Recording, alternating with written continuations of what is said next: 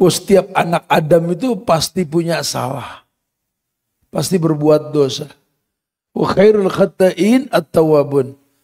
Dan yang paling baik dari orang yang berbuat dosa yang mau bertobat gitu dah. Jadi kalau ada ritual yang kita lakukan yang memang Allah syariatkan, ada target di balik ritual itu gitulah. Ini yang dimaksud tanda-tandanya. Kita akan berbicara satu bab berkaitan tentang tanda-tanda kebaikan yang dimiliki oleh orang setelah dia beribadah.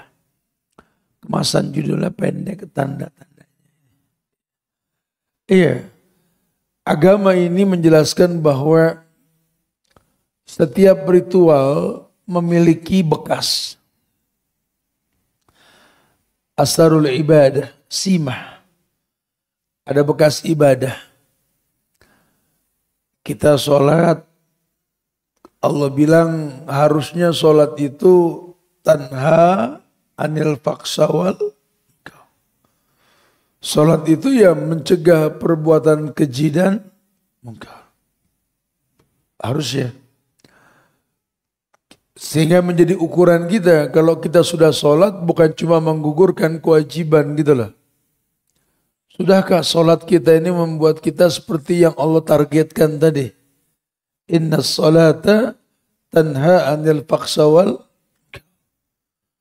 Bahwa sholat ini mencegah perbuatan keji dan mungkar. Keji secara umum, mungkar secara umum.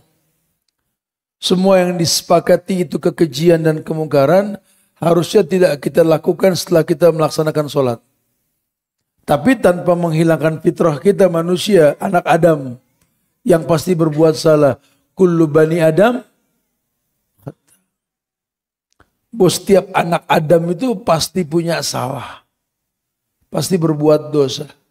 Wa khairul khata'in at-tawwabun. Dan yang paling baik dari orang yang berbuat dosa yang mau bertobat gitu dah. Jadi kalau ada ritual yang kita lakukan yang memang Allah syariatkan, ada target di balik ritual itu gitulah. Ini yang dimaksud tanda-tandanya. Puasa kemarin Ramadan kita 30 hari.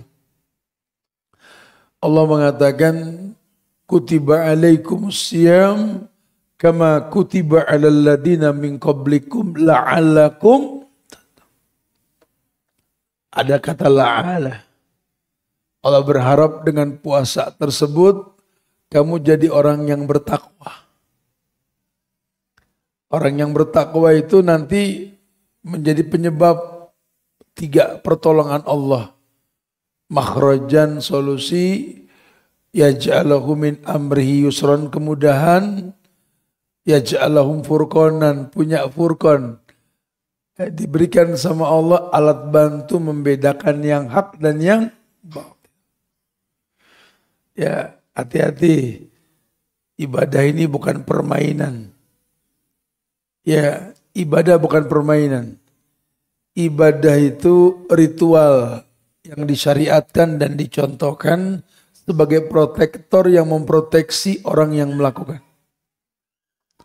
Karena nanti ada juga orang yang beribadah terus merasa benar dengan ibadahnya. Ya. Apalagi dia merasa sudah jadi penghafal Quran. Karena kan ujung-ujungnya Quran, Ustaz. Sehingga tidak sedikit orang yang sudah hafal Quran menjadi orang yang sengak. Orang yang gak bisa bergaul. Orang yang terus merasa paling pinter di tempat tersebut. Kalau cuma sekedar hafal Quran, yang membunuh Sayyidina Ali pun penghafal Quran. Abdurrahman bin Muljam. Ya. Atau yang belajar bahasa Arab, menjadi pakar nahu sorob, grammar Arab luar kepala, balagoh mantik di ujung lidah. Kalau ngomong kesang pase, tayyib, na'am, tayyib. Dia lupa kalau Abu Jahal juga pakar bahasa Arab. Dia lupa Abu Lahab juga jago ngomong Arab. Bukan berarti kita menggampangkan Quran dan bahasa Arab, bukan. Maksudnya hati-hati.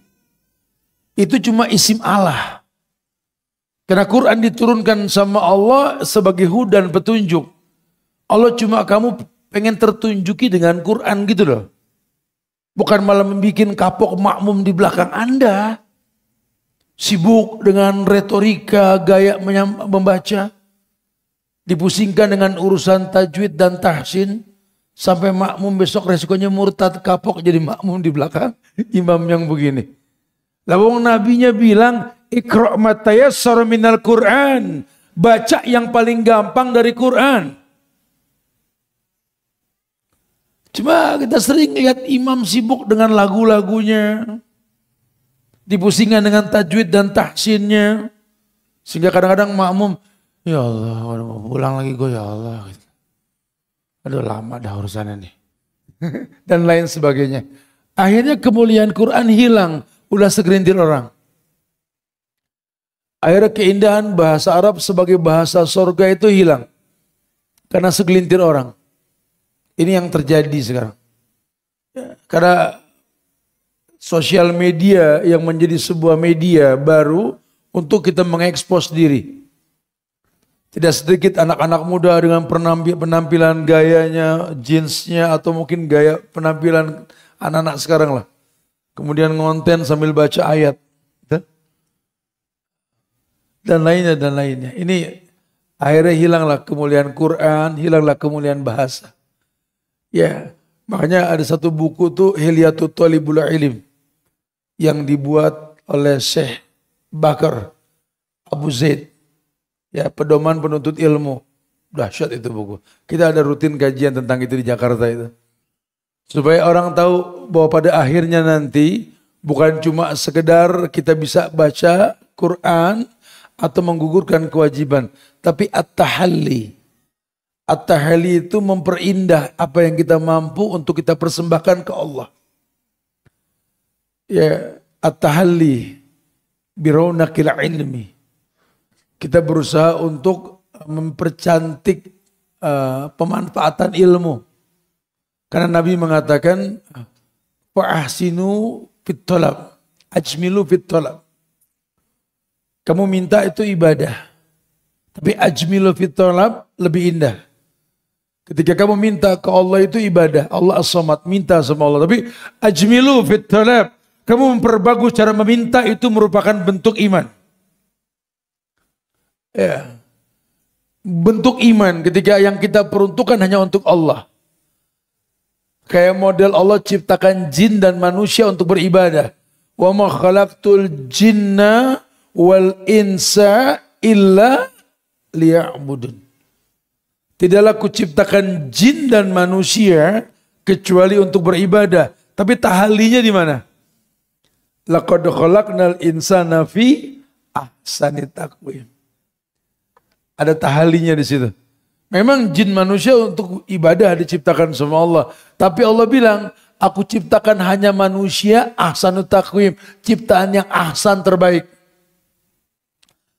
Sama-sama dicipta buat ibadah. Jin ibadah, manusia ibadah. Tapi Allah bilang, laqad khalaqnal insana fi ahsani taqwim. Kami telah ciptakan manusia ahsan terbaik. Hasan baik, ahsan terbaik.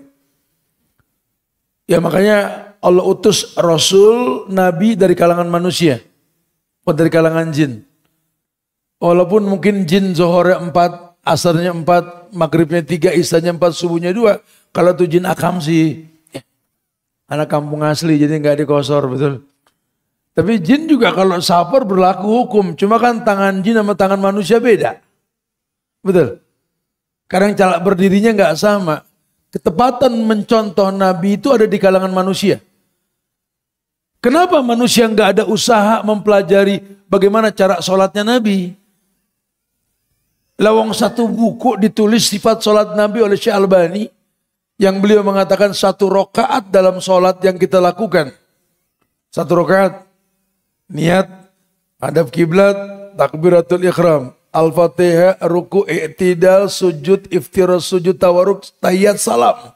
Tahrimuhu takbir, wa tahliluhu salam. Dimulai dengan takbir, diakhiri dengan salam. 1 rakaat disaksikan 735 hadis yang sahih. Cuma kan kita yang mirip Rasul kadang-kadang nggak suka nyari dalil bagaimana takbirnya Rasul, betul. Padahal kita punya kemampuan menyerupai takbirnya Rasul manusia. Ya kita sama Rasul sama bro. Ya jari kita 5, Nabi juga 5. Ya takidu biyamini. Makanya beliau ngitung zikir pakai tangannya. Artinya yang beliau contohkan kita juga mampu. Ngapain lu pakai tasbih? Nabi nyontain pakai tangan, lu pakai biji-bijian. Kan Nabi nyontain bukan kaleng-kaleng tuh betul. Nanti banyak hal yang kita lihat. Padahal tujuannya apa? At-tahalli. Kamu mempercantik ritual. Kamu mempercantik ritual. Kana Rasulullah sallallahu alaihi wasallam yarfa'u yadahu inda rak'atain. Adatan nahwa mankibai au udunai. Beliau mengangkat tangan sejajar dengan bahu, kadang dengan telinga. Ya. Kalau enggak nyontoh, enggak Allahu Akbar, enggak Allahu Akbar. Ya. Mungkin besok ada yang Allah. Sering anda lihat ikhwan tuh kalau so. Nabinya siapa nih? Takbir lo kayak gitu lah. Ya. Ada yang kayak ngokang senapan. Allah. Tanya Rasulnya siapa? Gitu. Karena ini sholat lu, bukan main-main lo bro. Kalau urusan situ mau ngokang senapan atau bergaya dengan gerak tangan, Malaysia akhi. Lawang kita angkat tangan, ulama memakruhkan, kenapa? Karena yang mengangkat tangan tanpa salam itu Yahudi. Waduh, saya sering banget begitu. Kalau mau ngangkat tangan, Assalamualaikum, boleh. Oi, Yahudi nanti larinya. Jangan main-main kalau masalah gerakan. Ya, agama ini ajarkan semuanya. Anda nggak berdosa kalau nggak tahu. Cuma gimana mau dapat pahala kalau nggak tahu. Ya, dengan ilmu akan ada nilai. Allah yang bilang, "Qul hal yastawil ladina ya'lamuna wal ladina la ya'lamun?" Apakah sama orang yang berilmu dengan yang tidak berilmu? Jelas beda. Innama yatadzakkaru ulul albab. Yang paham itu ya ulul albab. Orang yang berakal pasti beda. Kalau cuma sekedar batagor pakai bumbu kacang, Bandung banyak. Tapi kalau yang pakar kan beda nanti. Belum dicobain tuh batagor, wanginya aja udah mantep gitu kan ya. Cara penyajiannya kalau orang profesional beda. Ini urusan ibadah loh, nggak main-main. Itu contoh tuh. Oh ternyata iya, betul. Sallu kama ra'aitumuni usolli. Salatlah kalian seperti kalian melihat aku salat. Itu Nabi ngomong kayak gitu tuh bukan kaleng-kaleng itu. Jangan dibilang main-main. Karena target salat kamu tercegah dari kekejian dan kemungkaran. Yang dikhawatirkan nanti kamu cuma merasa sudah salat. Yang dikhawatirkan kamu merasa benar. Ini bahaya. Ya, karena lagi-lagi diingatkan banyak orang yang pada akhirnya keluar dari agama, padahal dia sholat. Sholat nggak memproteksi dirinya. Tugas kita untuk kejar target. Sholatlah kalian seperti kalian melihat aku sholat. Umroh haji itu. Khudhu anni manasikakum. Ambil cara manasik kalian dariku. Karena kalau nggak mencontoh Nabi, aduh, ini urusan umroh haji ini bisa jual beli agama nih urusannya kita nih. Ya, udah money oriented sudah. Betapa banyak orang yang pada akhirnya mengambil keuntungan dari keinginan orang untuk bisa umroh dan haji. Padahal ini urusan haji ini, umroh ini nggak main-main. Jaminannya apa? Laisa lahul jaza ilal jannah. Tidak ada balasan yang paling layak kecuali surga. Jamaah, ritual yang dijanjikan surga itu bukan ritual yang main-main. Karena surga nggak bisa dimasuki dengan main-main. Nggak diajar. Dari mulai memukadimahkan ritual perjalanan tersebut, Nabi sudah kabarkan bahwa yang namanya safar, qit'atum minal azab, bagian dari azab. Kamu akan diuji dengan banyak ujian ketika safar dan itu isinya kesedihan. Maka kalau yang namanya sedih, ya nggak ada perayaan. Dibikin walimatul safar. Hah, subhanallah. Walimatul urus. Kalau bahagia boleh ngundang orang. Sedih jangan ngundang orang. Yang ada wasiatus safar, wasiat sebelum safar. Heran, yang Nabi nggak kerjain dikerjain tuh heran gitu ya. Seakan-akan lebih paham pintu sorga ketimbang Nabi. Nah terus buat apa Allah turunkan ayat kul in kuntum tuhibbunallah fattabi'uni. Hei manusia, umatku kata Nabi, katakan Muhammad kepada umatmu. In kuntum tuhibbunallah fattabi'uni. Kalau nanti kalian mengemas cinta dalam ritual ibadah kepada Allah, tidak ada cinta dalam ibadah kecuali mencontoh diriku. Katakan begitu. Semua ibadah, semua. Kalau dipaksakan juga, Nabi bilang, man amila amalan laisa alaihi amruna fahuwa raddun. Orang yang beramal tanpa contoh dariku raddun, tolak. Berdusta, retorika ucapan, dibikin hadis-hadis palsu. Man kadzdzaba alayya muta'ammidan falyatabawa baq'aduhu minan nar. Orang yang berdusta mengatasnamakan diriku, ya, suruh ambil bangku duduk di neraka. Masih kurang jelas juga. Kullu bid'ah dolalah wa kullu dolalatin finnar. Ini semua ucapan Nabi. Setiap bid'ah itu sesat dan setiap sesat itu di neraka. Ya, jadi kalau udah diingetin kayak gitu harusnya kita fafirru ilallah, balik ke Allah. Ente mesti buru-buru tobat, akhi. Ente ini kolektor ustadz, betul? Nggak bisa berteman dengan ustadz, pengen dibilang ustadz, nggak gitu juga, bray, gitu loh ya. Jangan, ukhti juga sama. Kita nuntut ilmu bukan ngoleksi guru, gitu loh. Banyak di antara kita lupa. Kalau ilmu ini isim Allah, alat bantu supaya kita punya bekas pada sebuah ritual ibadah. Bukan pintu-pintu pencarian follower dalam hidup. Bukan, gitu lah. Syekh mengatakan dalam kitabnya itu, orang kalau makin berilmu itu makin berisi, makin berunduk bak padi. Apalagi sampai level tawadu. Tawadu takun kan najmi lahali nazirin. Ala safahatil ma' fahuwa qarib. Wala takun kaddukan ya'lu binafsi. Ala tabaqatil barri fahuwal wadi'. Ulama itu merendah seperti bintang yang merendah. Di atas permukaan air di pantai dekat itu rembulan dan bintang. Karena ada bayangannya. Hakikatnya jauh walaupun nampak dekat. Janganlah kau seperti asap yang kelihatannya dekat nggak bisa ditangkap. Hati-hati. Kedekatan yang hakiki dan kedekatan yang semu ini. Kenapa? Pada akhirnya Allah akan pertontonkan tentang efek ibadah. Kalau ibadah sudah betul, Allah janjikan kita dengan sorga. Dan sorga itu memiliki sifat pada penghuninya. Qaribin, hayyin, sahlin.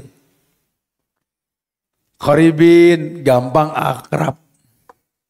Penghuni sorga itu gampang akrab. Qaribin. Hayyin, lunak, lembut, fleksibel, nggak jadi orang yang menegangkan.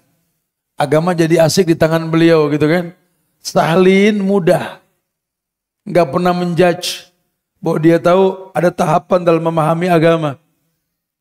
Sehingga kalau sampai dia belajar ini karena memang dia butuh, dia yang butuh ilmu. Ya, bukan ilmu yang butuh dia lah, dia yang butuh ilmu. Kalau perlu dia kejar itu ilmu, bukan dia tunggu ilmu itu datang. Lawang kita baca Sahih Bukhari, Imam Bukharinya aja yang kita baca hadisnya sekarang itu ya, kitab terbaik setelah Quran ya Sahih Bukhari. Untuk mendapatkan satu hadis, beliau berjalan selama 6 bulan. Saking beliau berhajat dengan hadis. Yang kita mesti perhitungkan nih bobotnya tuh. Sampai segitunya. Sampai di sebuah tempat Imam Bukhari ini mau ngambil ilmu dari seseorang. Dia lihat orang tersebut ngasih makan burung, burung mau matok ditarik. Nggak jadi itu burung makan, dibatalin tuh hadis. Saking hati-hati beliau mengambil kalamullah itu. Karena hadis kalamullah. Hadis itu firman. Dalilnya apa? La yantiqu anil hawa in huwa illa. Nabi nggak mungkin berkata kecuali wahyu. Ulama sepakat bahwa hadis itu wahyu. Cuma bukan bentuk firman seperti Quran. Ya sama dengan hadis qudsi juga sama nanti. Karena Allah yang mengatakan bahwa Nabi Muhammad la yantiqu anil hawa in huwa illa wahyu yuha. Nabi Muhammad nggak berkata kecuali wahyu yang Allah wahyukan. Bahkan beliau mengatakan ma kharaja minni illa haq. Ma kharaja minni illa haq. Tidak keluar dari mulutku ini kecuali yang hak, kata Rasul. Allahu Akbar. Gak main-main. Jadi kita ini mesti benar-benar, wah kalau gini Ustaz, nah, kita pernah kajian di An-Nafi, saya lupa beberapa kali kita ketemu, saya sempat sampaikan kepada teman-teman, yuk kita belajar. Dan letakkan pada lembaran buku pertama yang kita suka catat, Ustaz ngomong apa? Karena ilmu ini qayyidul ilma bil kitabah. Ikat ilmu dengan tulisan. Enggak bisa antum siapa? Modal denger, paham gak? Enggak bisa gitu. Qayyidul ilma bil kitabah. Saya pernah bilang. Dan jadikan lembaran awal dalam buku kita, yang tulisan kita ada di situ, kata-kata Imam Syafi'i. Imam Syafi'i mengatakan, akhi, lan tanalal ilma illa bisitta saumbika an tafsiliha bibayanin. Akhi, lihat bahasa Imam Syafi'i, saudaraku. Kenapa? Karena ilmu yang disampaikan nggak bisa kalau kita nggak bersaudara. Kalau kita orang lain mungkin dengar cuma nggak nangkep. Dan itulah bahasa Nabi kepada para sahabat. Law kuntum muttakhidan min ahlil ardi khalilan latahattu Abu Bakrin khalilan. Kalau boleh aku memilih kekasih, Abu Bakar kekasihku, kata Rasul. Bininya cakep-cakep, kekasihnya Abu Bakar. Menandakan apa? Laki gak banyak cerita sama bini. Karena perempuan tulang rusuk bukan tulang punggung. Gak bisa menjaga yang kadang-kadang kita rahasiakan. Lihat Rasul. Walakin sahibukum hadha khalilullah. Beliau mencopot gelar kerasulannya, beliau berkata, walakin tetapi sahibukum hadza, sahib apa? Teman. Teman kalian ini khalilullah, kekasih Allah. Beliau copot gelar kerasulannya di hadapan sahabat. Beliau bisa ngomong walakin rasulukum hadza, bisa dong. Walakin nabiyukum hadza, bisa dong. Tetapi rasul kalian, nabi kalian bisa. Lah, beliau mengatakan sahibukum hadza, sahabat kalian. Ini teknik dakwah. Bisa gak kita bersahabat, berteman? Kadang-kadang kita gak pikirkan itu. Biarin, sekali ketemu yang penting puas. Innalillah. Jangan. Kata Imam Syafi'i, akhi, saudaraku, lan tanalal ilma illa bisittah. Lan itu never, tidak akan pernah kamu dapat ilmu. Ini Imam Syafi'i ini yang ngomong. Lan tanalal ilma illa bisittah. Kamu nggak mungkin dapat ilmu tanpa 6 inilah. Dulu tuh, beliau kan zaman tabiin. Berarti ya 14 abad yang lalu lah, kemarilah. Kamu nggak mungkin dapat ilmu. Dulu, apalagi sekarang. Never. Tidak akan pernah. Dapat ilmu, kecuali 6 ini kalian lakukan. Ya, yang pertama, zakaun, cerdas. Biar 17 majelis ustadz kita datengin tiap bulan, kalau ini nggak dikerjain cuma dateng doang. Akhirnya yang laki jadi ikhwan kibar, yang perempuan jadi akhwat kubro, senior hijrah. Dengar kajian, gue pernah dengar nih kajiannya. Ini sama mama yang dulu nih. Nah, cuma pernah dengar, tapi dia nggak pernah tahu bagaimana mempraktekkan yang dia dengar selama ini. Ini kan bahaya sekali. Kalau pakai bahasa cuma pernah, ya Rob. Bahaya sekali ini. Agama bukan coba-coba. Agama bukan coba-coba. Zakat ya, ayo bismillah. Mulai sekarang saya, teman-teman jamaah semua, ayo. Kalau kita datang ke majelis ilmu, supaya memiliki tanda zakat yang cerdas. Ana datang ke An-Nafi buat apa? Buat kajian. Apa yang mau dibahas? Ini, kitabnya apa? Ustadznya siapa? Ana mesti tahu. Jangan sampai jadi orang yang gak cerdas. Tumben bro, lu ke An-Nafi. Ada apa? Allahu alam. Mesti datang aja pada ngumpul kayak mecin orang di sono kata gitu. Oh ini remeng nih orang nih. Karena ada pengajian, denger sih begitu. Tumben datang, marbotnya mertua. Masya Allah. Ya nggak bisa begitu. Harus cerdas. Ana datang memang ana pengen nuntut ilmu. Kebetulan pas banget nih bahasannya nih. Sebenarnya sih nggak mungkin tadinya. Cuman karena ada yang lebih penting untuk didatangi. Udah ana korbankan yang satu untuk yang satu ini. Zakat cerdas. Anak kita sekolah juga jelas mau ngapain. Ini anak-anak lagi lulus nih, kelas 12 betul? Jangan latah main kampus, masukin kampus baru. Tanya dulu sama tuh anak, pada mau sekolah di mana nih? Aku sih pengen di sana aja Pak. Kenapa? Mesti di sana. Teman banyak. Jangan sekolah gara-gara begitu tuh. Ini anak mau nuntut ilmu, mau berteman di sana. Suruh cerdas. Kamu kalau mau kuliah di sana, ada apa di sana? Bidang kamu di sana enggak? Jangan lantas mutusin sebuah lembaga pendidikan yang kamu sendiri enggak tahu ada apa di sana. Yang cerdas, zakat. Yang kedua, khirsun. Kemauan yang kuat untuk berubah. Karena memang kita enggak bisa milih takdir akan masa lalu kita. Ya kita enggak bisa milih takdir. Kita dilahirkan di keluarga yang enggak kenal agama. Kita dilahirkan di keluarga yang jauh dari syariat. Ya kita pernah berbuat yang enggak senonoh, yang enggak baik. Cuma indahnya agama ini mengatakan al-amal bi khatimiha. Amal tergantung akhir bukan awal. Jangan pernah informasikan tentang keburukan kita di masa lalu. Sudah, yang sudah.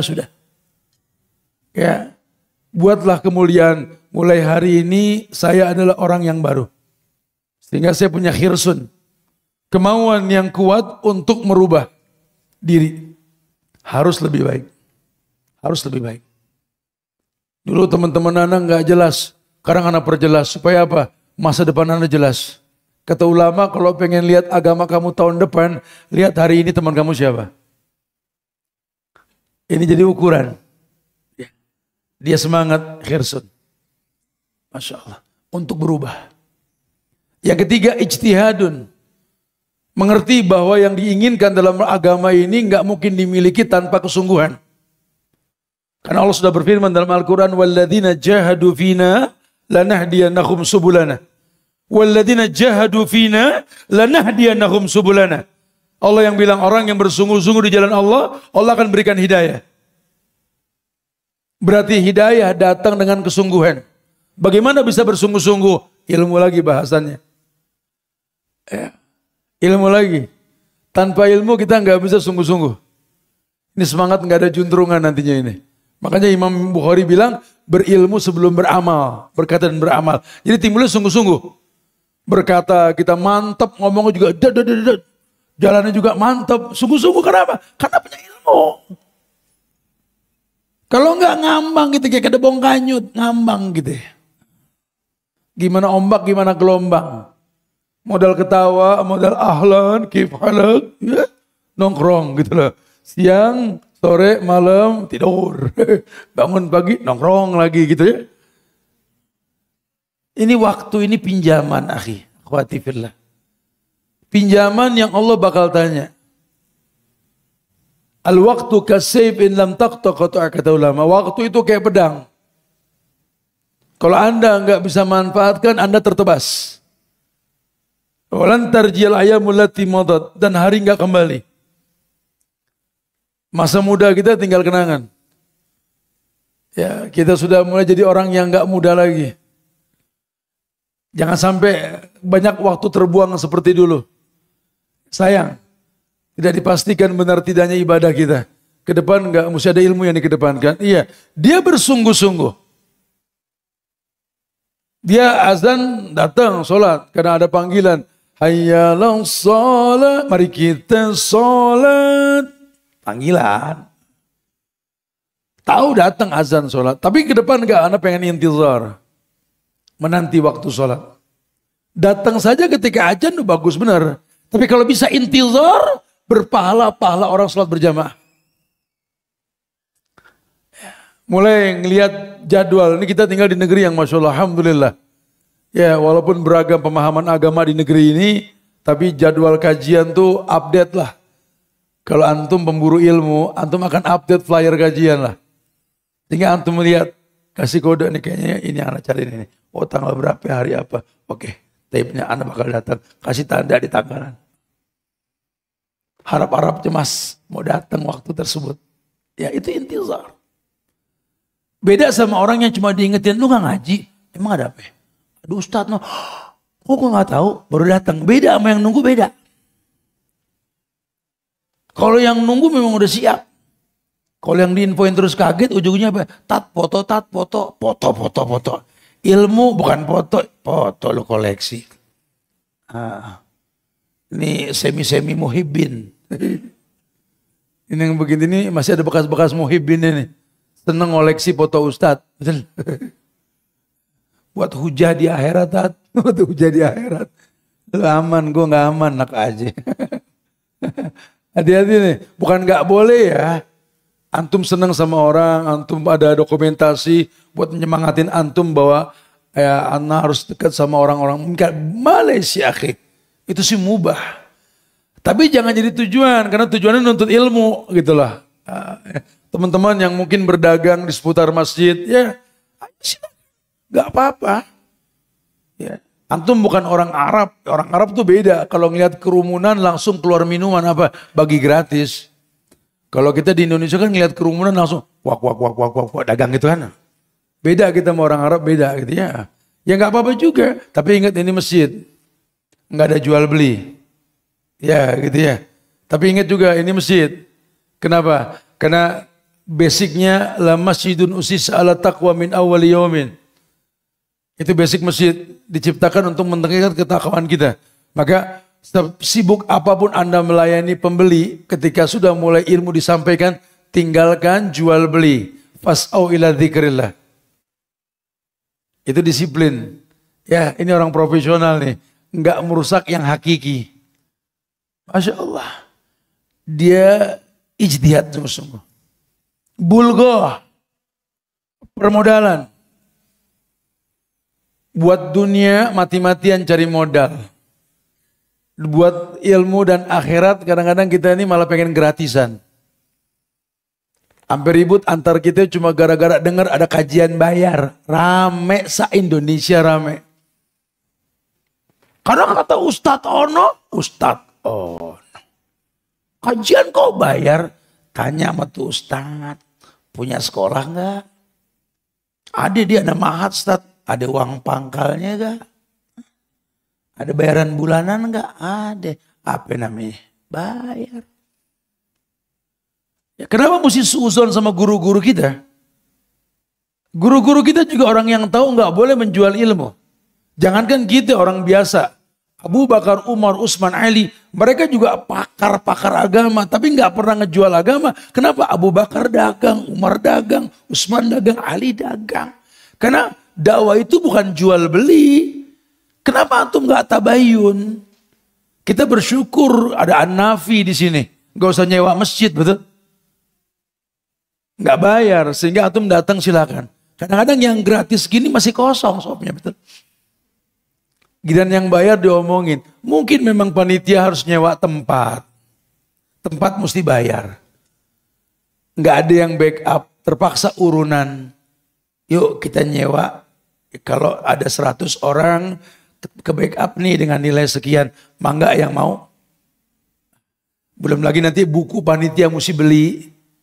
Lagi seharian daurah, makan 2 kali, belum minuman, mesti tersaji. Alhamdulillah kalau punya backupan, alhamdulillah. Kalau enggak kan mesti cari solusi. Ya salah satu tadi, ayo ini kita pecah nilainya sekian. Ini namanya bulghah, modal. Dulu di zaman sahabat, ketika Nabi sudah wafat, ada satu sahabat yang pindah ke negeri Syam. Di mana sahabat ini membawa hadis Nabi yang banyak dan tidak sampai ke sahabat yang lain.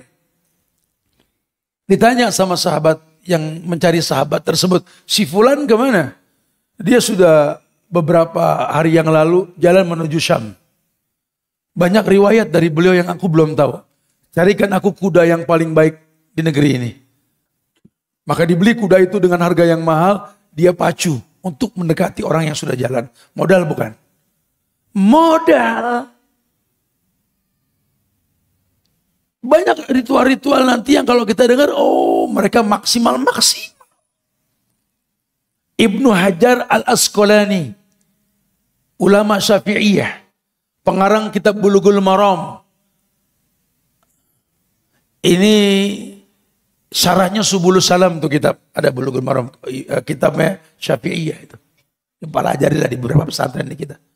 Penulisnya Ibnu Hajar al-Asqalani, dia pakai kuda terbaik sampai yang dia punya ini raja nggak punya. Raja kalau ngelihat kereta kudanya Ibnu Hajar ngiri dia. Dan banyak orang mulai mencemooh, ini kok Syekh, antum pakai kendaraan ini bukan kendaraan orang alim ini. Karena kan kalau orang alim kan kayak zaman sekarang kan kita ngelihat Ustadz pakai motor bagusan dikit, sombong. Karena yang dilihat mesti pakai Vespa, cekong, Ustaz. Atau motor yang nggak bagus, atau mobil yang jadul, bahasanya tawadu, merendah gitu. Ini kita nih mindset kayak gini cetakan Belanda nih. Kata Ibnu Hajar al-Asqalani, di mana letak kesombongannya? Ini nikmat kecil yang diberikan sama Allah untuk orang Islam di akhirat lebih besar daripada ini. Kalaupun aku pakai ini untuk sebuah kemaslahatan. Karena sombong itu bukan kendaraan bagus. Sombong itu bukan rumah yang bagus. Sombong itu bukan baju, celana, sepatu, sendal yang bagus. Sombong itu al-khibar, batrul haq, wa ghumtun nas. Sombong itu tahu hukum tidak dipakai. Itu sombong kata beliau. Wa ghumtun nas. Dan kau remehkan manusia itu sombong. Orang yang berilmu nggak meremehkan orang, bahkan dia merangkul orang. Yang tertinggi ilmunya itu Nabi, dicopot gelar kerasulannya. Walakin sahibukum, itulah ahlul ilmi, orang yang bersahabat. Al-mu'minu alladhi yukhalitun nas wa yasbiru ala ma'adahum afdalu minal mu'min alladhi la yukhalitun nas wa la yasbiru ala ma'adahum. Rawahu Bukhari. Orang beriman yang baik imannya mau bergaul sama orang yang kurang baik imannya. Sabar ketika bergaul dengan orang yang kurang baik imannya. Lebih mulia ketimbang orang yang beriman baik iman tapi tidak mau bergaul. Riwayat lain mengatakan, aku keluar menolong temanku yang punya masalah, kata Rasul. Lebih aku sukai ketimbang berdiam di Masjid Nabawi iktikaf selama sebulan. Iktikaf Nabi sebulan.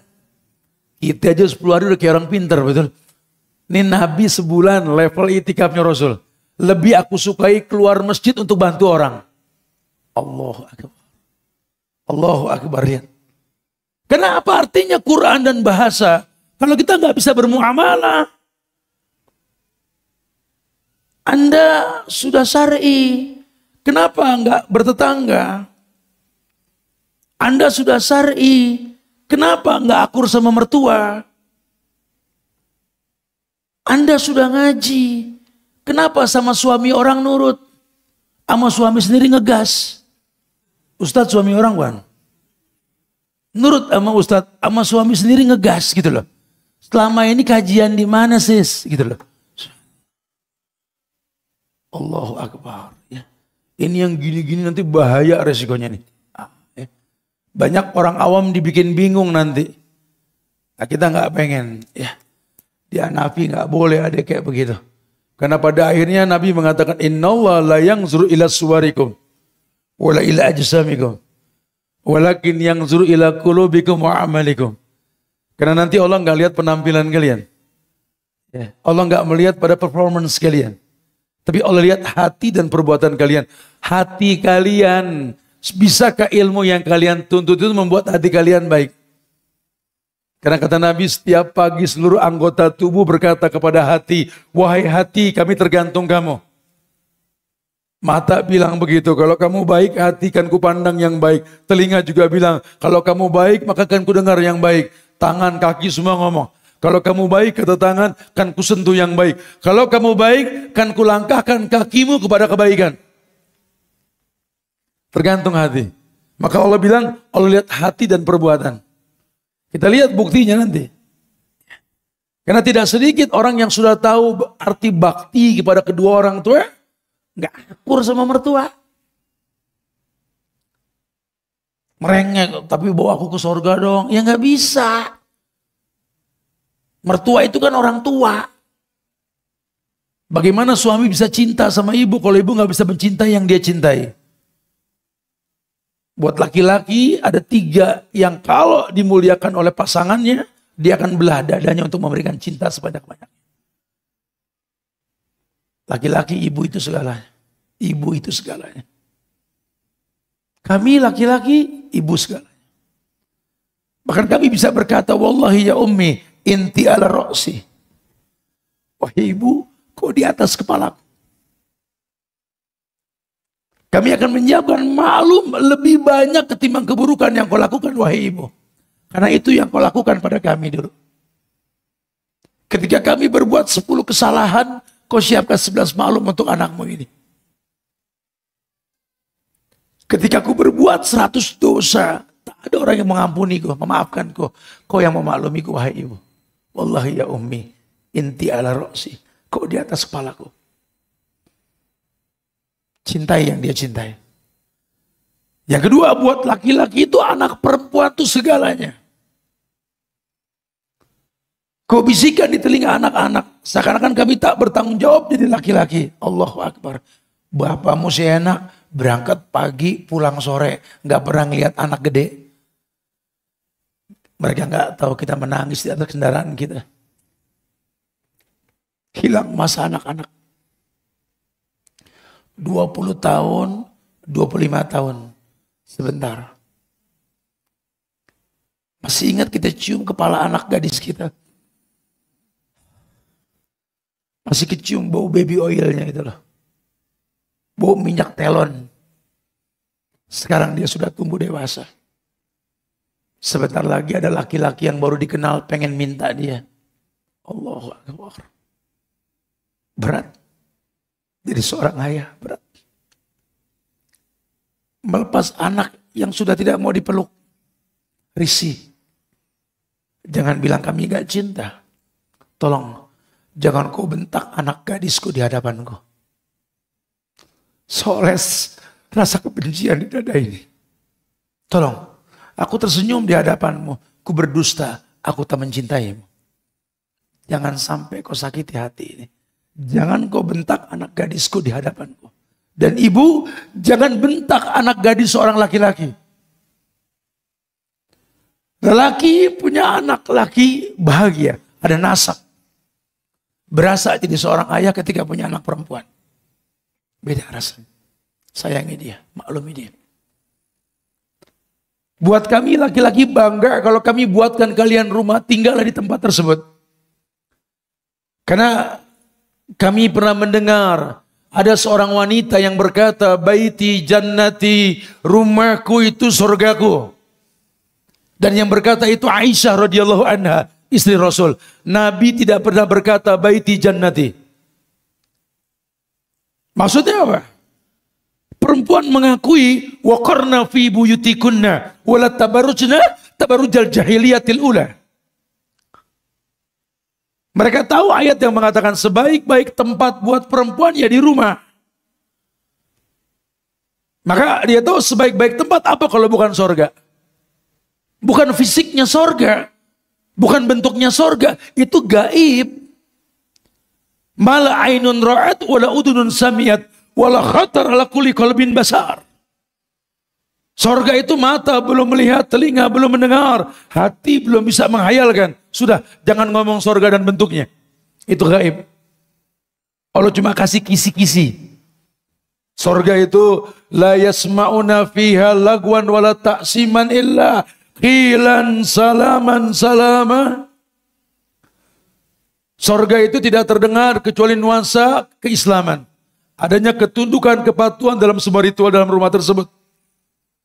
Maka Nabi mengatakan, seburuk-buruk rumah itu yang banyak teriakannya, bukan kepatuhannya. Buatkan sorga buat istrimu. Jangan kalah sama burung. Tiap mau nelor bikinin sarang. Masa kita seumur-umur numpang sama mertua. Ya, gak berani berlepas diri. Buatkan. Bikin dia betah di rumah. Semampu kita. Masya Allah. Kalau nanti suamimu sudah buatkan itu, atau mungkin dia kontrakkan kamu, dia sewakan kamu, gak apa-apa. Yang penting kamu punya. Karena memiliki itu gak selamanya beli. Tolong jaga rumahnya. Walaupun kau bisa memanggil asisten rumah tangga untuk nyapu, ngepel, tolong. Biarkanlah suami melihat bahwa kaulah yang melakukan itu. Jangan sampai gak pernah. Gitu. Kalau kau jaga ibunya, kau jaga anak perempuannya, kau jaga rumah yang dia buatkan untukmu, demi Allah, dia akan belah dadanya. Dia akan berkata, ambil cinta dalam dada ini sebanyak-banyak yang kau butuhkan. Sehingga nggak sembarangan kalau ulama berkata, bagaimana bisa mendapatkan cinta kalau kau tak mengerti mendapatkannya? Belajar mencintai yang orang cintai, Allah akan berikan cintanya padamu. Subhanallah. Betul-betul bulgoh, punya nilai. Dan ilmu itu mesti ada bulgohnya. Ada pengeluarannya, ada pengorbanannya. Yang kelima, sohbatul ustadz, kata Imam Syafi'i. Kalau kamu pengen belajar, kamu mesti sohbatul ustadz. Kenal sama guru jangan cuma di masjid. Datengin rumahnya. Bergaul dengannya. Sahabat Nabi yang Allah berikan titel radhiyallahu anhum wa radu anhu, Allah ridho sama mereka, mereka ridho sama Allah apa? Semua mengatakan kuntu fi safarin ma'an nabi, jalasna fi majlisin ma'a rasul, wa kuntu radifa ma'an nabi, wa kana namsi ma'a rasul. Lihat sahabat, mereka selalu berkata, aku pernah duduk bersama Nabi di sebuah majlis, aku pernah safar bersama Nabi, aku pernah jalan sama Nabi. Bahkan kata Mu'az, aku dibonceng sama Nabi. Wallah, dimanapun gurumu berada, kau berusaha dekat dengannya. Sahabatul Ustaz. Kita kadang-kadang enggak. Tat, datang dong pengajian aneh, Tat. Ya insya Allah kalau ketemu tanggal. Daerah mana sih antum? Ana di sini, Tat. Waduh, jauh, ana agak susah nih treknya nih. Atau gini deh, antum ke tempat ana aja. Jauh, Tat. Gitu lah. Ustadz gak boleh bilang jauh. Dia boleh bilang jauh gitu. Allahu Akbar. Ini kan Masya Allah. Ini gaya-gaya panitia kajian, gaya-gayanya begitu.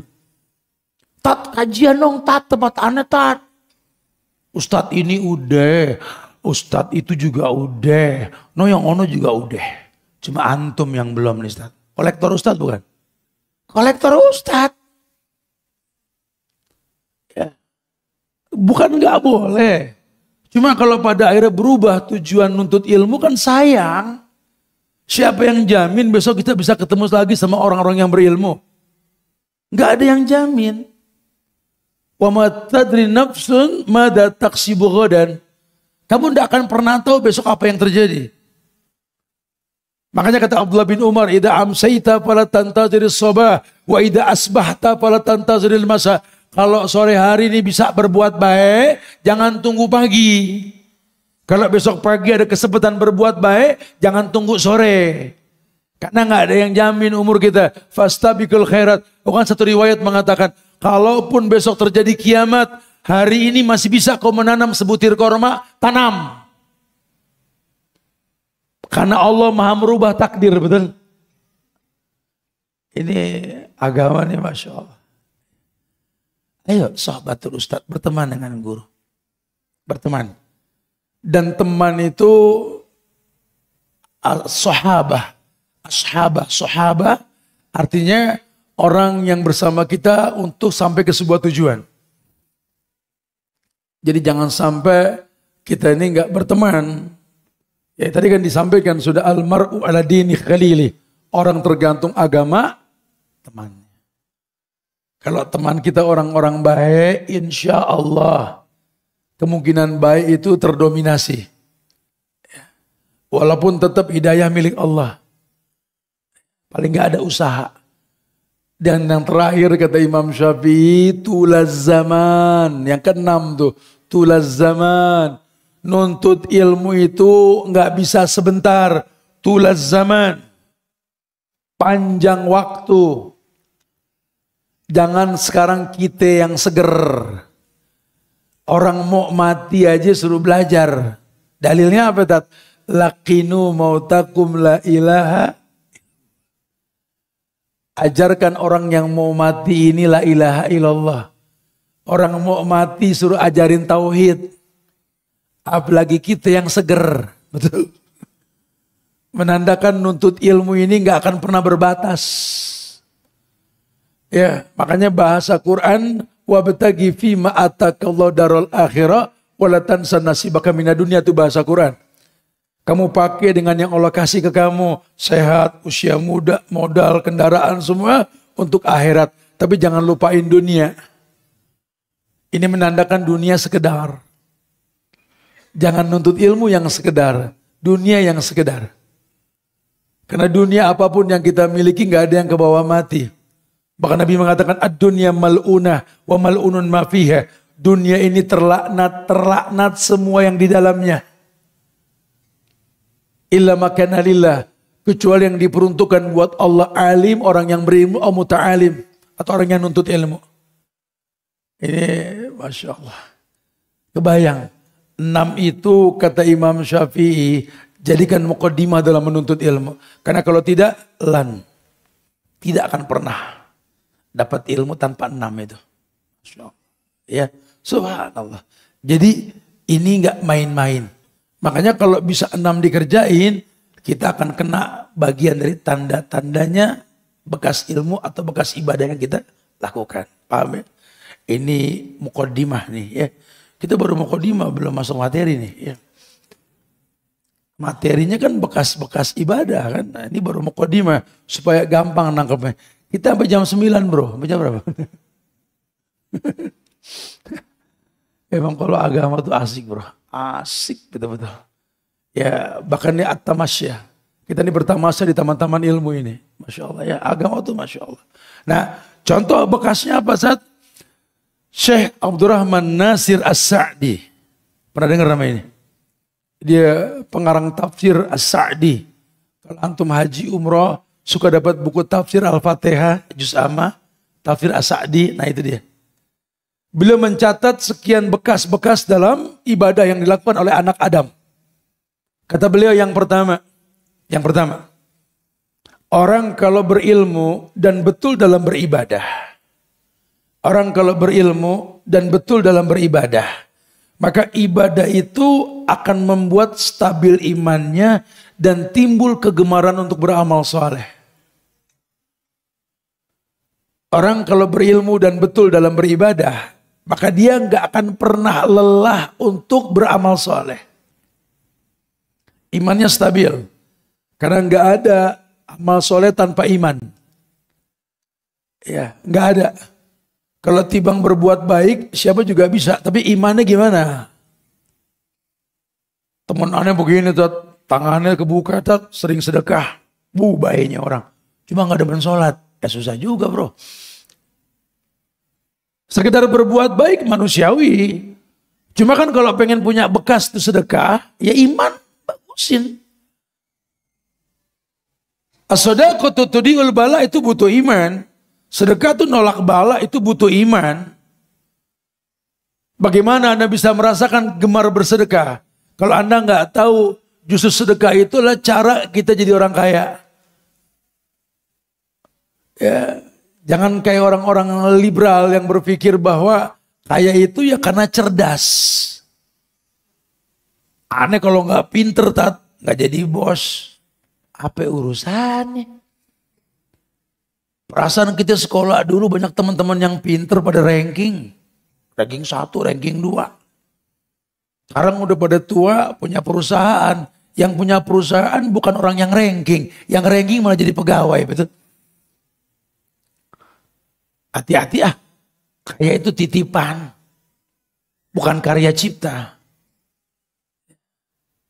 Kaya itu titipan, bukan karya cipta. Karena Allah mengatakan, nahnu narzukukum wa iyahum. Kami kasih rizki sama kamu buat mereka. Kalau pengen kaya, banyakin merekanya. Nahnu narzukukum wa iyahum. Kami kasih rizki sama kamu buat mereka. Kalau pengen banyak ketitipan, banyakin merekanya. Tapi kata guru saya, hemat pangkal kaya. Tuh guru medit, lu ikutin.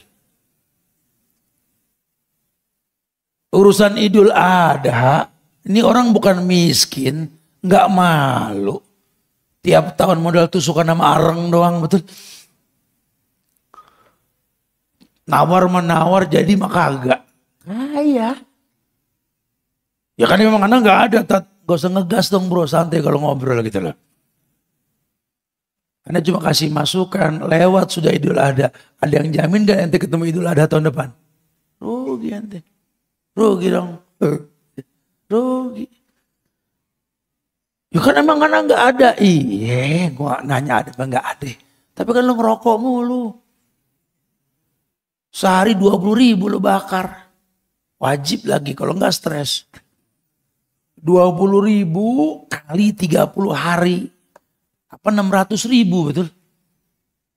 Kali 12 bulan. 7,2 juta. Kambing bongsor lo potong betul. Nggak disiplin mau apa? Seumur umur nggak pernah beliin hewan korban buat orang tua. Sekali-kali dia lo korbanin. Kan dia sering jadi korban lo. Betul? Kita nggak disiplin di situ. Padahal gampang banget. Tapi anak nawar emang gak kena. Lu nawarin nyeksa. Diputerin tuh pasar, diputerin sama dia. Idul Adha kemarin. Abang apa bingung. Jangan muter aja pak. Mau beli, mau. Ini berapa nih? Yang ini 5 juta. Kambing 5 juta. Kayak Mio second. Mio second. Yang ini berapa nih? 3,5. Astagfirullah. Serius? Iya. Kaget mulu lihat harga, dengar harga begitu.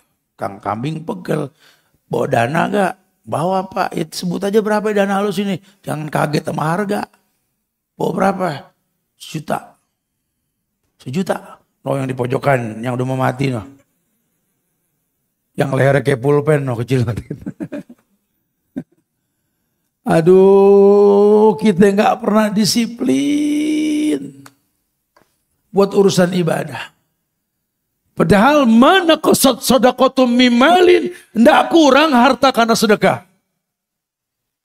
Ini sayang banget, lewat lagi waktunya. Ini orang tua masih ada, tabung umroh deh, tabung umroh bro. Lu kumpulin deh ya Rabb subhanallah. Kumpulin deh. Ya 20.000 tadi sehari, sebulan 600 dikali setahun, masa ya 5 tahun gak kebawa tuh orang tua umroh betul? Gak kepikiran. Karena tadi proses ilmunya ini remeng. Gak tahu kalau sudah bisa buat apa. Maka saya mengatakan kalau berilmu, kalau betul dalam beribadah, wallahi Allah akan stabilkan imannya dan dibikin dia gemar dalam beramal. Karena memang hukum asal kita beribadah kepada Allah, Allah itu kan ilah wa walah. Yang diibadahi dengan benar dan tidak ada kata cukup dalam beribadah kepadanya. Harusnya sih kalau kita nyembah Allah kita tahu nggak ada bosan kita ibadah sama Allah. Karena Allah itu maknanya ilah wa walah. Yang diibadahi dengan benar dan tidak ada kata cukup dalam beribadah kepadanya. Maka orang yang kenal Allah akan selalu berusaha melakukan ibadah yang disyariatkan. Apalagi nih. Ada ilmu nih. Sore nih ada Hanafi datang. Ada ustaz siapa lagi nih? Ada datang. Iya. Ini orang Masya Allah. Waduh lagi gak ada kajian nih. Baca buku. Kita bisa live. Ini kan online gini kan. Oh Masya Allah. Atau apa? Iya. Dia haus dengan ibadah. Harusnya begitu, harusnya. Iman yang stabil, ilmu yang dikedepankan, ini terjadi kata Syekh. Yang kedua, saya mengatakan orang kalau berilmu dan beramal soleh, itu yang namanya berbuat baik kepada makhluk lain itu nampak sekali. Nggak ada mengambil keuntungan dari orang lain, nggak ada. Walaupun dia merasakan keuntungan. Tapi yang dipikirkan oleh dia ini bagaimana mendatangkan manfaat, bukan mengambil manfaat. Karena Nabi mengatakan khairun nas anfa'uhum linnas. Sebaik-baik manusia itu yang paling bermanfaat buat manusia lainnya. Yang dia pikirkan bagaimana memberikan manfaat, bukan mengambil manfaat. Ajib. Senang dibagi, lebih senang membagi dia. Pokoknya nggak pernah komplain sama keadaan. Ada dia bagi, nggak ada dia sabar.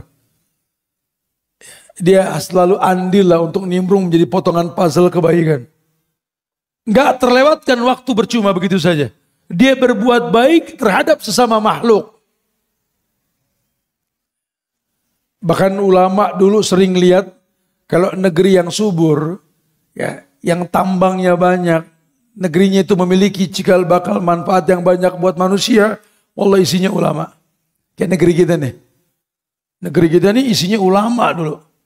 Sampai kemerdekaan itu dititipkan kata dalam Undang-Undang Dasar 45 itu. Atas berkat rahmat Allah. Betul? Atas berkat rahmat Allah. Dan didorong oleh keinginan luhur untuk berkebangsaan yang bebas.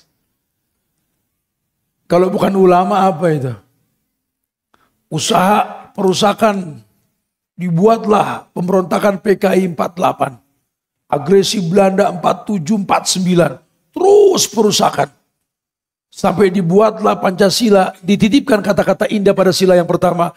Ketuhanan yang Maha Esa. Ini PKI lagi pegel pengen ngerubah kata Esanya ini. Karena yang Esa cuma Allah. Ada agama di negeri kita yang Esa Tuhannya? Tidak ada. Ini negeri Islam. Cuma belum sempurna keislamannya. Tugas kita rakyat menyempurnakan. Bukan malah pindah warga negara. Baru diuji sama oknum politikus saja kita sudah pindah negara. Ya cemen. Ini bahtera negeri ini sudah banyak bolong dindingnya. Bakal karam sebentar lagi. Kalau kita yang udah 50 tahun ke atas, kaki sebelah udah di lubang kubur. Yang satu pasti nyusul. Anak cucu kita ke depan nanti bagaimana? Ayo kita kompak. Jaga negeri kita dengan menuntut ilmu. Karena Ali bin Abi Thalib mengatakan, pemimpin tergantung rakyat. Kalau rakyatnya berilmu, Allah bakal kasih pemimpin yang berilmu. Tapi kalau rakyatnya tukang kantau, isinya biong, pemimpinnya biong dan tukang kantau. Rakyatnya nggak boleh ngeliat pojokan tol, telolet, pemimpinnya telolet. Ayo berubah, kita berubah. Jaga ukhuwah di antara kita. Belajar di majelis bukan di konten. Ini sosial media di tangan kita, majelis sepi, konten penuh. Kalau konten ya malis ya akhi. Akhirnya antum bisa pindah agama Syiah cuma gara-gara ngeliat Iran ngebom Israel, betul? Ya, Iran kang petasan, kalau di Parung Bogor kang petasan, betul? Buat jual beli senjata ya nembak senjata gitu kan. Jangan ngomong akidah, beda bab nanti kita. Hati-hati ya. Kadang-kadang kita terjebak dalam permainan konten nih. Duduk di majelis ilmu. Fas'alu ahla dzikri in kuntum la ta'lamun. Tanya sama orang yang berilmu kalau kalian nggak tahu. Sehingga bijak yang keluar ilmu. Anda punya masalah sama istri. Istri punya masalah sama Anda. Masalah Anda pecah dengan ahlul ilmi. Ustaz, Syekh, Ustazah, kasih masukan dong. Iya. Tapi kalau Anda punya masalah, nanya ke teman yang masalahnya mirip, selesai. Ente pegal sama bini, nanya sama duda, jadi duda loh. Ibu pegal sama bapak, nanya sama janda, jadi janda urusannya. Kata teman yang duda, udah lo lepas deh, aku juga begitu stres dulu waktu punya, gitu. Tapi kalau tanya orang yang berilmu nggak begitu dijelasin gitu ya, udah sabar. Ya. Yang pegel sama pasangan bukan cuma ente, Adam pegel. Adam pegel. Kurang apa ya Adam ngasih Hawa sorga, diajak keluar, betul? Ente ngasih apa? BTN, baru BTN, betul? Dia tulang rusuk yang bengkok. Ya, nggak bisa ente lurusin. Terus ya udah contohin. Makanya jangan ngasih keputusan di tangan dia. Perempuan ini dijaga, difasilitasi, dilayani untuk melayani, mencukupi. Dia tulang rusuk, bukan tulang punggung. Kita laki tulang punggung, keluar, taklukkan dunia buat mereka. Istri tulang rusuk, jangan dibebani sama masalah. Nggak bakal kuat tulang rusuk bawa beban. Tapi tulang rusuk melindungi organ, betul? Makanya kalau anak kita berantem di sekolah, bapaknya nggak maju, emaknya yang maju, betul? Ya, walaupun ujungnya kita juga yang maju ntar. Ya, ayo dong. Laki-laki mesti tahu. Imam yang bilang waladhdallin, imam. Bini anak makmum. Amin. Jangan makmum yang bilang waladhdallin, kita amin. Pasti salah kiblat. Ya, ayo bismillah. Yang ketiga, saya mengatakan orang kalau sudah berilmu dan dia beramal soleh, dia merasakan halawatul iman, manisnya iman, asiknya ibadah. Halawatul iman, dia rasakan manisnya iman. Sampai-sampai kalau nggak diingatkan, mungkin dia nggak mau lagi keluar dari masjid. Kayak zaman Nabi itu ada yang kebablasan tuh. Saking senengnya sama ibadah, dia bilang, Nabi, Ane pengen sholat terus dah, nggak berhenti-berhenti. Ane pengen sholat, nggak tidur-tidur. Yang satu bilang, Ane pengen puasa, kagak buka-buka. Enak banget puasa, enteng badan, tenang jiwa. Ane pengen puasa, nggak buka-buka. Yang satu lain lagi, Ane sih nggak menikah, kapok wah. Kata Nabi, Ana orang yang paling bertakwa di antara kalian. Ana usolli, ana arkut, ana asumu, ana uftir, wa ana atazawadun nisa. Ana yang paling bertakwa di antara kalian, kata Nabi. Tapi aku sholat, aku juga tidur. Aku puasa, aku berbuka, bahkan aku nikah. Jangan pakai perasaan kalau agama. Masya Allah. Dia betul-betul berpikir bagaimana menyibukkan diri dengan pekerjaan yang memberikan manfaat buat banyak orang. Dan tidak terbuang waktunya kecuali berisikan penuntutan ilmu. Sampai kalau perlu dia pilih sebuah perusahaan yang dia kerja itu, di perusahaan tersebut banyak orang solehnya. Dekat dengan tempat ibadah. Kalau sampai enggak, dia korbankan dunia yang menjanjikan gaji besar. Yang penting apa? Dia bisa berusaha. Walaupun nilainya enggak sebesar dia kerja di sana. Enggak apa-apa. Walaupun kecil usaha sendiri, istilah kecil kepala teri lebih mending ketimbang gede ekor kakap. Ini orang Masya Allah. Efek ibadahnya lihat. Dan banyak yang lainnya banyak. Ulama bilang banyak sekali. Tanda-tanda kebaikannya banyak sekali.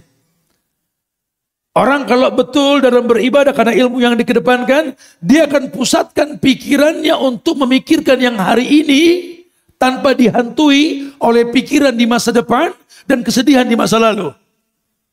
Udah gak sempat termehe-mehe, gak sempat niyaha. Niyaha itu meratap. Udah gak sempat. Ya habis gimana dong Ustaz? Ya gak tahu dah. Udah gak sempat begitu dah. Karena nggak bisa sorga dimasuki dengan keluh kesah yang nggak bisa. Udahlah, kalau masih bisa berbuat kebaikan, dia lakukan kebaikan. Dan dia tidak mau dihantui oleh pikiran di masa depan. Ntar gimana, terus bagaimana, apa kata orang, enggak. Yang Anda tahu, kebaikan sedang Anda lakukan. Dan betul-betul dia optimis. Ya kalaupun dia mau menangis, ingat dosa. Bukan pegal dengan takdir. Wabki ala khati'atik, tangisi dosamu di masa lalu. Allahu Akbar. Ya. Masih ada 32 lagi nih nyampe kan. Gitu aja deh ya. 20 menit lagi ajan nih. Kita masuk ke tanya jawab ya. Cuma anak kasih bocoran nih. Karena ada beberapa tempat lagi yang mesti kita sampaikan besok di Masagi di Cimbalait ya. Bisa hadir kajian juga di sana insyaallah. Tentang nutrisi robbani. Ya, yang kita ceritain tuh butuh suplemen tuh. Gimana nih bisa begitu Tat? Karena tadinya tuh kalau denger ceramah Tat 5 menit pengen merem aja gitu loh. Kok sekarang anak seger Tat? Ente dapat nutrisi barusan. Pengen mendetail, datang besok kita kajian pagi insya Allah. Ya, kita belajar. Ternyata dalam agama kita itu ada nutrisi robbani. Suplemen yang bisa membuat kita lebih baik lagi ke depan insya Allah. Ya. Taib jamaah, kita masuk kepada tanya jawab. Ya, silakan yang mungkin batal wudu, mangga suruh berwudu supaya nggak numpuk nanti. Azan berkumandang kita sholat langsung nanti insya Allah. Taib. Assalamualaikum Pak Ustadz.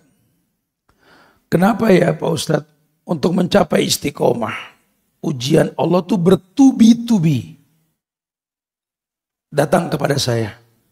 Kadang saya tidak tahan menghadapi ujian Allah.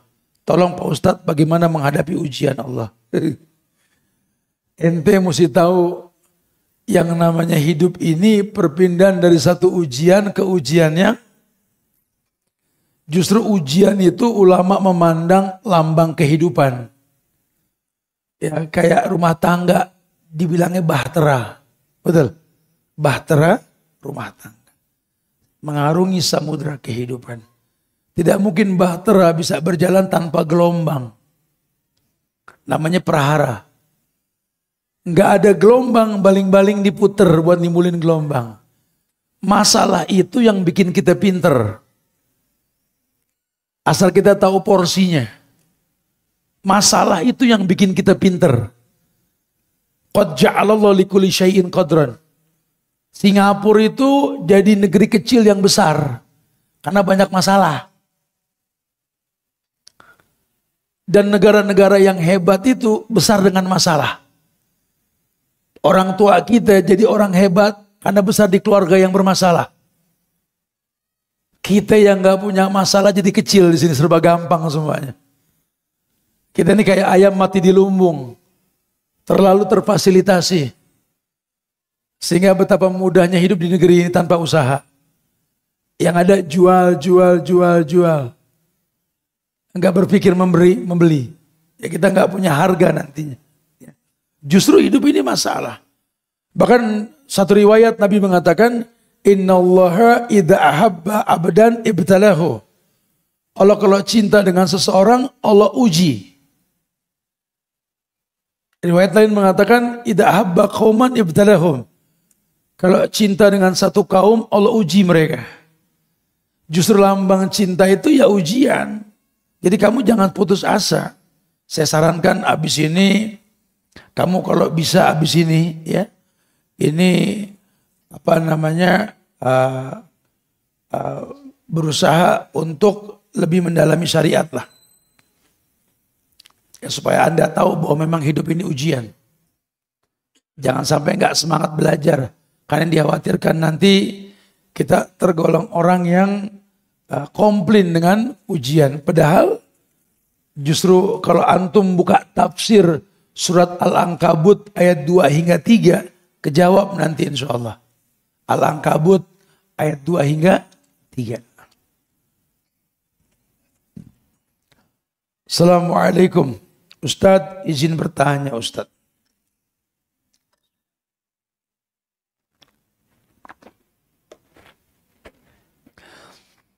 Sebulan yang lalu, ibu saya meninggal. Ya rahimahullah insyaallah. Allahumma ighfirlah warhamha. Sehari setelah ibu saya dimakamkan, saya buka Al-Quran milik ibu saya. Dan ibu memberikan tanda dalam Al-Quran yang milik beliau itu sampai surat An-Naml ayat 70. Jadi ibunya lagi ngaji nih. Ada tanda surat An-Naml ayat 70. Apakah kalau saya meneruskan bacaan Quran ibu saya termasuk bid'ah? Nggak tahu niatnya apa. Kalau niatnya memperpanjang amalan soleh orang tua boleh. Orang tua waktu hidup bersedekah. Ketika dia meninggal kita teruskan sedekahnya boleh. Orang tua lagi ngaji belum selesai, kita hatamkan, wallahu alam. Pendapatnya boleh-boleh saja. Kecuali kalau Anda bilang sunnah atau wajib, jadi bid'ah. Ya. Melanjutkan kebaikan yang orang tua lakukan itu bagian dari kebaikan itu sendiri. Malis. Innamal a'malu binniyat. Semua tergantung niat. Ya. Assalamualaikum warahmatullahi. Izin bertanya Ustadz. Jika anak laki-laki umur 12 tahun. Belum balik. Belum mimpi basah. Apakah puasa Ramadannya wajib diganti? Apakah ada batasan umur untuk balik? Ya balik itu enggak umur. Tapi tadi laki-laki mimpi basah. Perempuan haid. Itu balik. Kalau umur itu sekarang beragam. Karena hari gini anak 9 tahun pun bisa sudah balik, sudah haid, sudah mimpi. Tergantung apa yang dia lihat, apa yang dia tahu. Umur enggak dipastikan. Itu kembali ke uruf. Ya, uruf. Kebiasaan di sebuah tempat. Gitu lah. Yang jadi permasalahan, kalau dia belum balik, apakah ritual ibadahnya yang tertinggal itu mesti diqadha? Berkhilaf ulama. Tetapi yang sahih tidak. Karena enggak ada kewajiban. Qadha itu buat orang yang terbebani dengan ibadah, kemudian dia tidak melakukannya. Karena lupa, karena sakit, atau dalam kondisi safar. Ya. Tapi kalau memang belum ada kewajiban, belum terbebani lah. Tapi ulama juga enggak menyalahkan kalau mau menyempurnakan ritual yang dia sudah mampu tapi dia tinggalkan. Wallahu a'lam bishawab. Jadi silakan saja kalau mau disempurnakan. Toh memang ada pahalanya. Kalaupun tidak, enggak ada kewajiban karena belum terbebani oleh kewajiban. Wallahu a'lam bishawab. Assalamualaikum warahmatullahi. Ustadz, bagaimana cara nasihatin anak yang lagi lagi libur dari pondok di rumah, tidur terus dan bilang gabut. Gabut itu namanya gak butuhnya. Ini emang generasi skena nih, Masya Allah nih. Generasi G, ya. Generasi yang panik. Generasi yang kalau punya masalah itu buka konten bukan buka Quran. Sekarang tuh. Sehingga anak sekarang tuh kalau gabut lihat konten. Kehibur sama konten sembuh. Kata konten yoga, kagak ada yang sholat, yoga terus. Lebih fatal lagi sekarang tuh kata konten, kalau pengen tenang dengerin suara lonceng, teng, gitu. Anak sekarang tenangnya sama teng. Udah nggak lagi berlaku tuh ayat. Ala bidzikrillahi tatma'innul qulub. Udah nggak berlaku tuh ayat. Ya, dengan mengingat Allah hati tenang. Tapi anak sekarang dengan teng hati tenang. Gitu. Allahu Akbar. Ya. Gimana Ustaz ngebilanginnya Tat? Ya anak situ nggak bahasa yang pusing betul. Masih PR aja nih orang. Ya Rob, kita ini orang tua, makanya mesti berilmu. Ingat rumah tangga itu memperbanyak umat, bukan cuma yuridul afaf. Kita nikah tuh bukan cuma nggak pengen berzina, itu manfaat nikah. Tujuannya memperbanyak umat, berilmu. Ya, kita tinggal di tengah anak-anak yang suka melihat bukan mendengar. Jangan banyak ngomong, banyak nyontoin sama anak sekarang. Ya sekarang kalau kita ngomel-ngomel mulu, ya anak semua kalau lagi gabut ya ngomel. Nggak ada kelemah lembutan sama anak. Ngelarang anak main handphone, emaknya megang handphone terus. Sampai handphone jadi korin kedua buat dia betul. Di mana ada dia? Di situ ada handphone. Emang korin lu HP, betul. Mama nggak suka kamu main handphone. Kata anaknya, mama megang gitu. Ya kalau mama lain. Kan Kalau lagi ngobrol jangan main handphone dong ma, pa. Udah kamu jangan bawel ya. Digituin anak. Kan mama salah, iya diem. Ingat, ibumu. Modal emak-emak milenial tuh, betul. Modal ibumu. Kalau salah ya kita bilang salah, betul ya.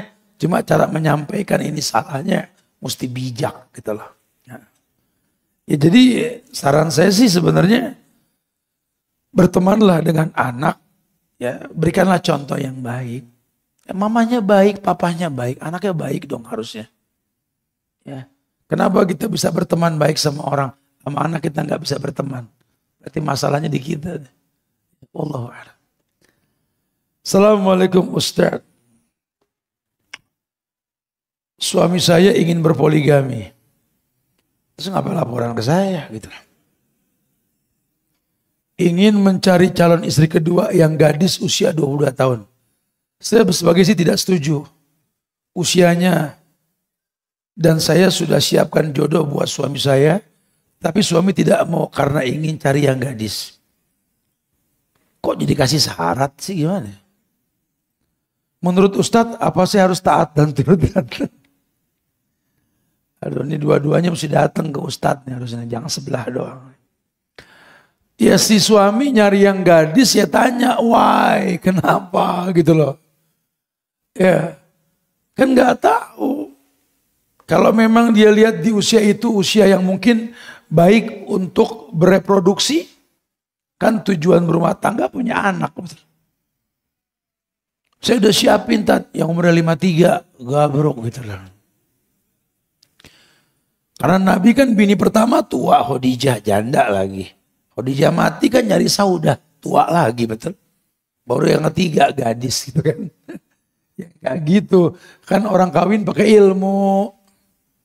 Dia tujuan nikah yang berikutnya apa? Karena poligami itu ibadah. Rumah tangga yang ada juga ibadah. Ibadah tidak boleh merusak ibadah. Kalau kita nikah lagi jadi bagus tuh rumah tangga, nikah lagi Pak. Tapi kalau nikah lagi jadi rusak jangan. Enggak gitu bahasa agama. Ya, enggak boleh. Ibadah merusak ibadah tuh enggak boleh. Dan poligami itu solusi, bukan tujuan. Karena kalau enggak terjadi poligami, akan banyak prostitusi di mana-mana. Nabi bilang akhir zaman 1:50. Satu laki 50 perempuan. Kalau satu laki, satu perempuan, 49 sama siapa? Kata perempuan sama siapa kek? Gitu lah. Ya sama siapa kek? Mungkin suami kamu, anak laki kamu, kakak kamu, atau papa kamu. Yang tergoda oleh rayuan mereka. Hati-hati. Rayuan perempuan lebih dahsyat ketimbang syaitan. Syaitan lemah, do'if. Perempuan kaidakun azim. Allah bilang tipu daya setan lemah. Tipu daya perempuan azim, kata Nabi Yusuf. Betul. Kita baca ayat kursi, setan kabur. Perempuan kita baca ayat kursi, nanya, sahano nggak baca Quran? Beda tuh. Suaranya tuh, gitu ya. Makanya ya beda babnya sudah. Nah. Tanya aja sih, kenapa sih kamu mesti gadis? Lagi juga ngapain dipusingin juga, lawang dia nanggung dosa, ibu gak nanggung dosa? Emang agak susah nih kita ngomong poligami di negeri plus 62 agak susah nih. Karena kadang-kadang yang sudah pakai jilbab, pakai cadar, udah ngaji, gak nerima poligami. Kalah sama orang-orang yang belum ngaji, akur, padahal belum pada ngaji. Ya, saya juga nggak tahu, mungkin jumlah laki perempuan yang masih ngimbang kali.